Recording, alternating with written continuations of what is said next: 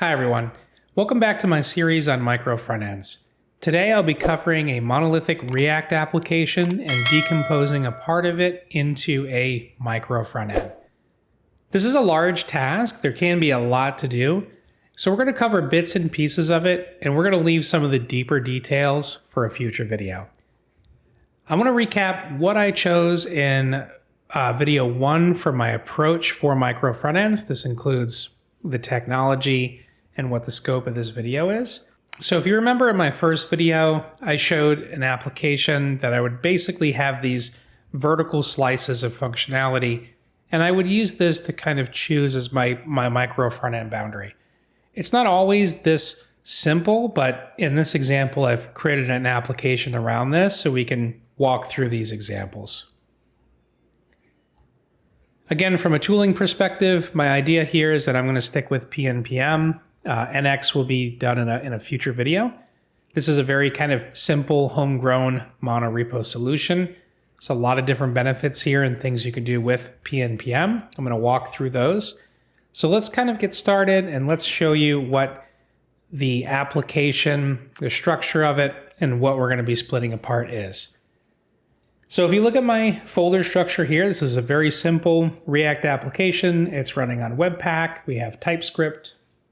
The way that some of this is organized, ideally is another good first step into micro frontends, where if you take your repository and you start grouping some of the features together and their dependencies, you can really get to a point where shaving parts of the application or breaking the part of the application off into a micro frontend is a lot easier. If I just had a folder here called components at the top level and it was just a dumping ground of things, this would be a lot harder to do because I'd have lots of files. So I think structuring your code and having good code structure is a good first step. It's a very simple app, but this is the structure that I started with. So there's features, the feature name, and then under there you'll see components, hooks, and then store. In this case, I'm using Jotai for state management. So you'll have, if you're not familiar with Jotai, it's very simple. There's really not much boilerplate code. You can kind of just hook it up and go. React query, there'll be a separate video on state management and shared state. All you have to know is that the atoms here are basically object references, and then you can use them through hooks. And basically what that looks like is you call the hook and you can get various things from it. There's nothing really new here to talk about, but from a structure perspective, this is the route that I chose. Now this application, again, I'm using CSS modules. CSS modules, in my opinion, are one of the best ways to approach CSS with a micro front end. You can get collisions on CSS modules. So essentially, if you have, specificity problems or things like important, kind of poorly designed CSS classes, you can get collisions, and you'll find out when you import a module into another module and you start seeing style differences, right? CSS modules are very easy to implement. In Webpack, you can use CSS Loader, and you're going to get unique names scoped at the component level. Some libraries offer this by default, but this is a very simple way you can turn it on yourself. You can use Sass, and Sass has different ways of encapsulating the styles and doing kind of the same thing for you. I'm just using very, very simple CSS modules. So let's take a look at the site. Again, I'm running this on PNPM just to give some background. I'll talk about PNPM features in a second. The site is very simple. You have some navigation at the top. You've got this kind of product hero. This is the part we're going to be federating. You've got a little theme selector here. This t-shirts on sale section. You can go through here. You can choose t-shirts. You can add it to your cart. You can go into your cart, see the total. You can remove things. It's got product search. So you can go in here and type something in. It's very simple code. It's not production code. But again, the idea here is let's start with the product hero. Let's break a part out. Let's walk through what that process is like. So right now I have a pretty common repo setup, right? Everything's here in the main repo. I've got a source directory, public with, pictures, HTML, whatever that may be. So the first step here, let's go ahead and stop Webpack. We want to take PNPM and we want to enable workspaces, and we want to start putting the pieces of the app in separate folders. So I'm going to create a folder called host. Let's just move all of it for now.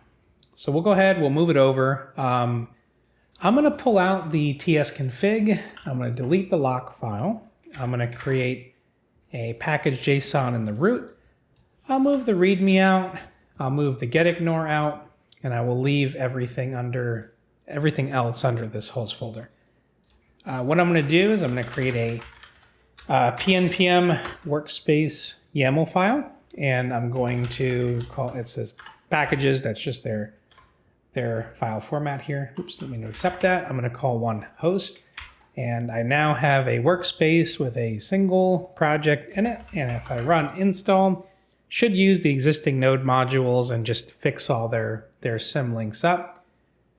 At this part though, I can't start the application, right? This won't work anymore because it's in a subdirectory.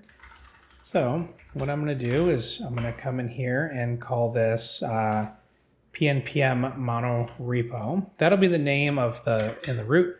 I will go into my child PNPM, which is where the app is, and I'm going to call this host.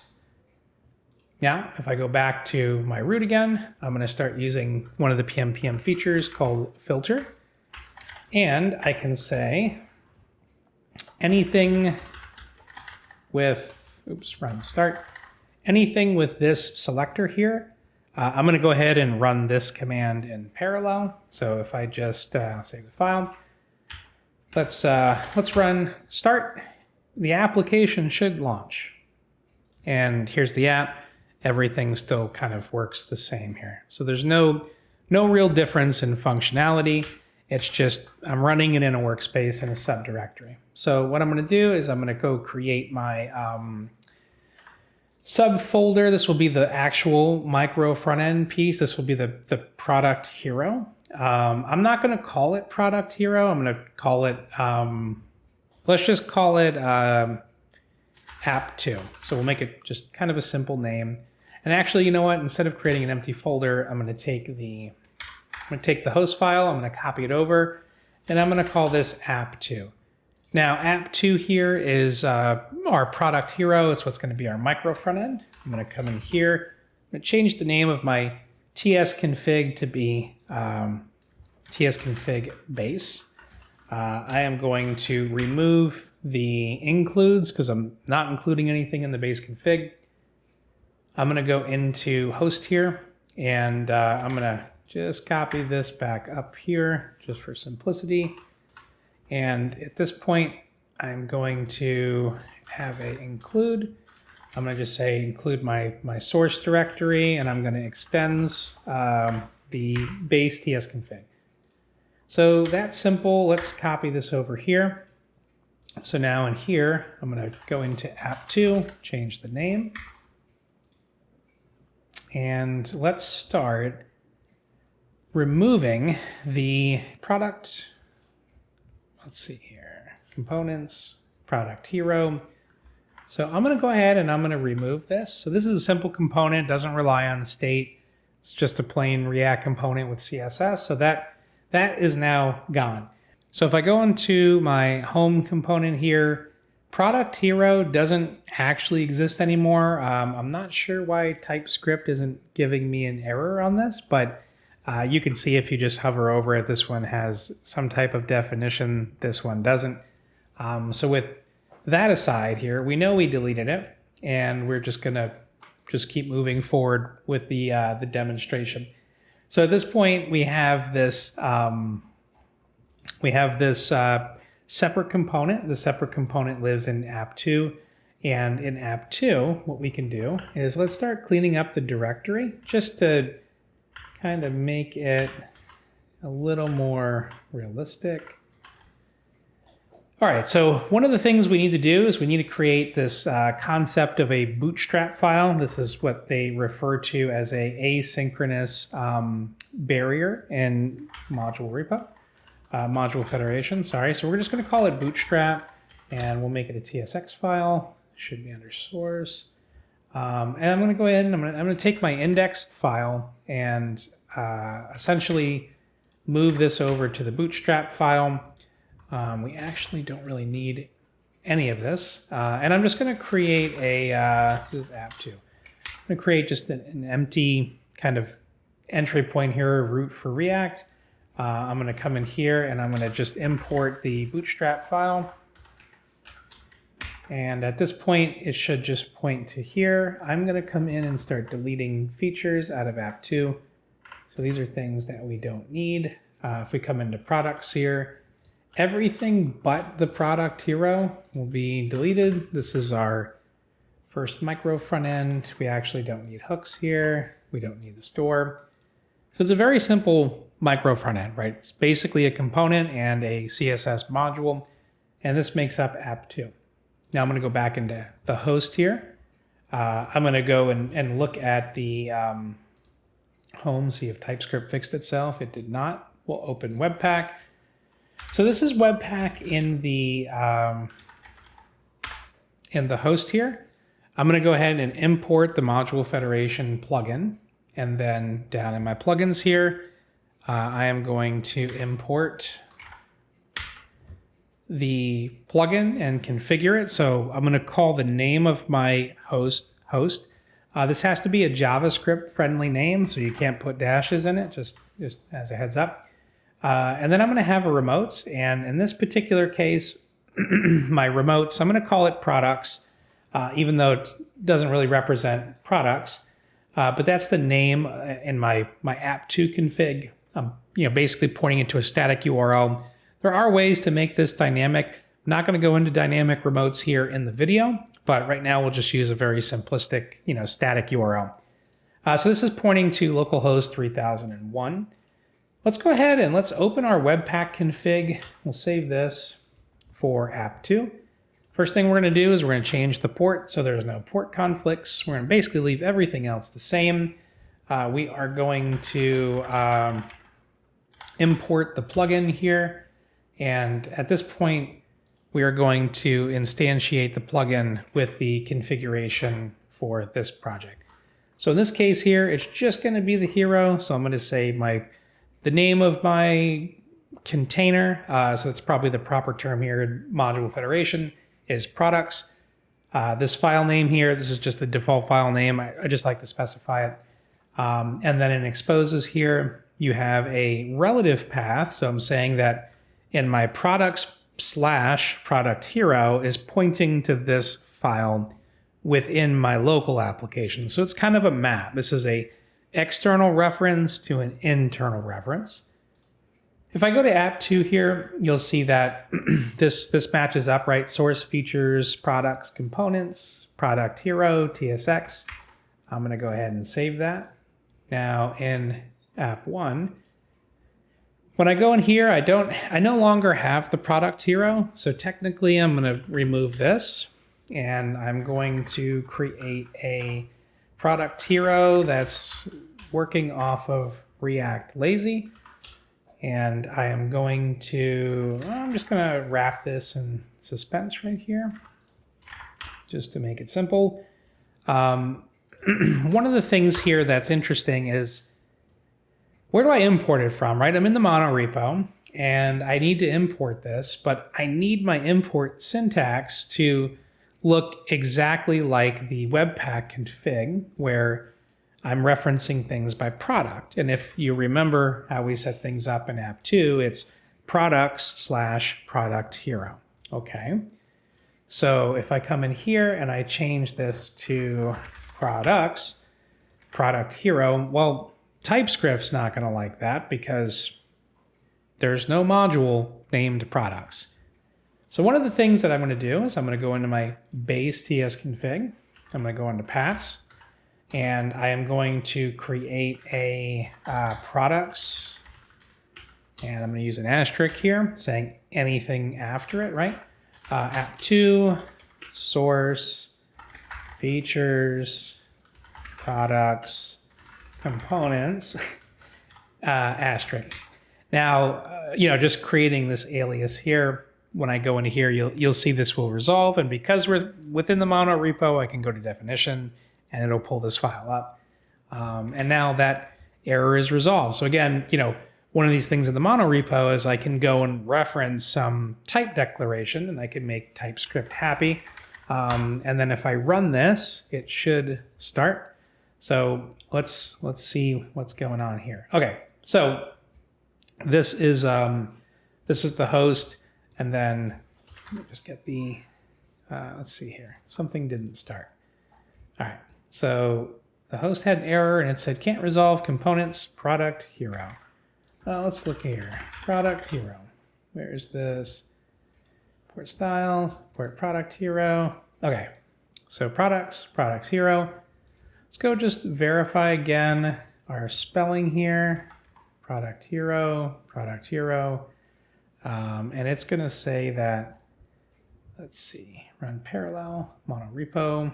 Let's make sure both of our things are starting. So we've got app2, and we've got this filter here. Let's run start again. So for some reason, it is not running. Oh, I have to go into the workspace and add app2. That would help.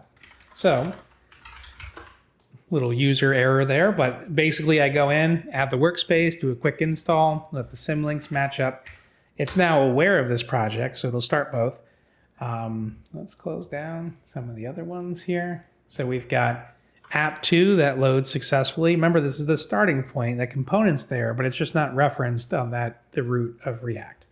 And now it's saying that, hey, the barrel file in features product doesn't have a reference to it. So let's go ahead and go into the products index, and we'll see product hero is no longer here. It's now a federated component.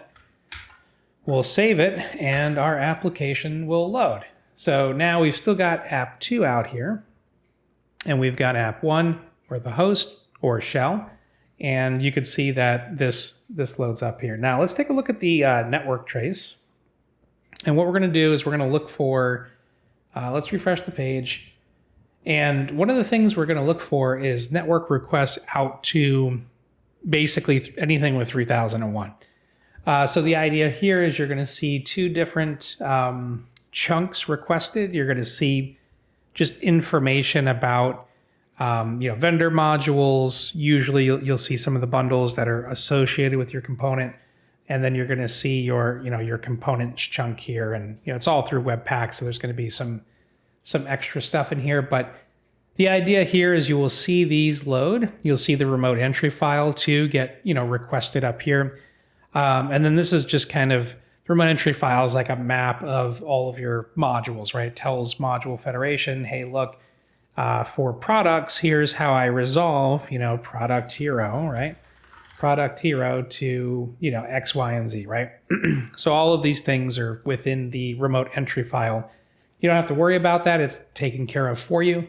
You're basically just importing them, and you can see they're coming from another domain here. So again, this is basically how you would handle the configuration of module federation. You saw we took that component out, rearrange things really quickly into a monorepo. And now at this point, you could go and you could release this code separately. You could have separate, pipelines, GitHub actions, whatever you're using. Go and using directory filters and such, go to app2, go to host, deploy these things separate. Now, host does technically depend on app2 being there. So we can get into in future videos not just how you can handle some of the resiliency patterns, but you can also go into versioning of modules, how you would handle that. One thing I will say though, in the mono repo, it does give you the ability to kind of quickly reference things, right? Like we get full-on types here. The TypeScript patterns available to us within module federation. Monorepo is one of them. There's plugins. There's a number of different things we can use to accomplish federated types. It's a little out of scope for this video. I am showing you just the monorepo approach. The one thing to be aware of, though, is that your types here, which are, of course, IDE artifacts, they might not match if you're using versioning the versions of your modules that are deployed. So, you could be deploying an old version of the product hero, and then you could be using newer types from something that's under development. So there can be some drawbacks to the monorepo here in this case. There's a couple different ways to approach them. Again, this will be a future video on types. The idea here, though, is that, again, from a team perspective, you could split these out. If you're using GitHub, use code owners, enforce some different approval patterns on the various directories, and you're off to the races. So hopefully this all made sense, and this was a very simple demo, but stay tuned for the third video in the series. We'll be doing kind of the same approach using NX, and we will probably be staying on NX on all videos going forward. It will be a monorepo. It's just going to be the tooling around NX and how NX works. Hopefully it's a useful video to you, though. Whichever approach you take, you're going to be solving the same problems. So again, thank you for watching. Appreciate it and look forward to the next video.